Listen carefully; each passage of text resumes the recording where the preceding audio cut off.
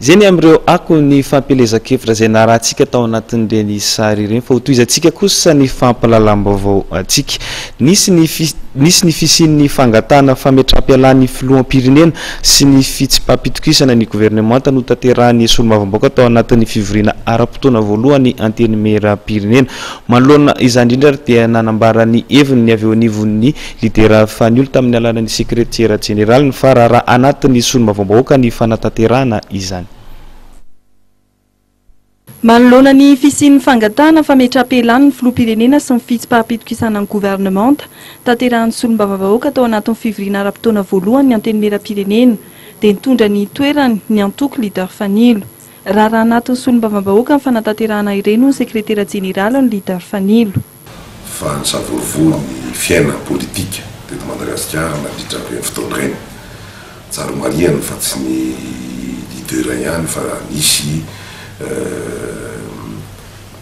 député maromaro na avy amin'ny antoko manona ny fitondrana na avy amin'ny antoko manohitra ny fitondrana zay nandray anjara tao anatin'izay.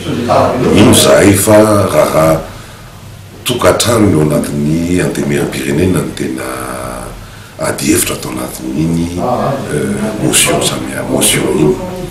Taorina moa ny tamin'ny motion de censure fantatrareo fa ny leader Fanilo tsy nandray anjara ary tona ny teny amin'ny alalan'ny solombavambaokany nanohitra n'io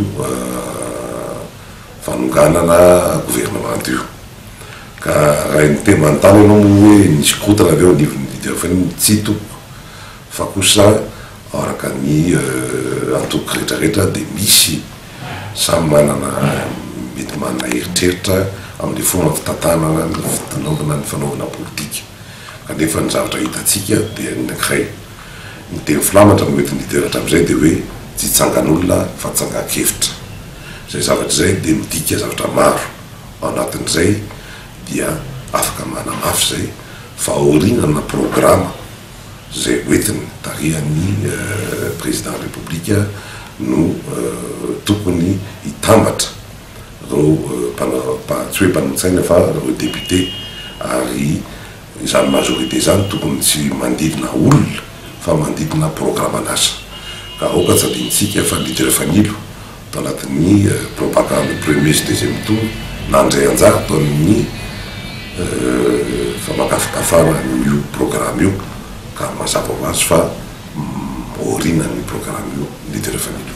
Momba ny fifidianana be ny tanàna sy mpanolontsaina dia nilaza ny sekretariat général leader Fanilo fa ilaina ny firosoana ny fifidianana noho ny be ny tanàna efa lany daty tamin'ny taona 2024 ny fotoam-piasany.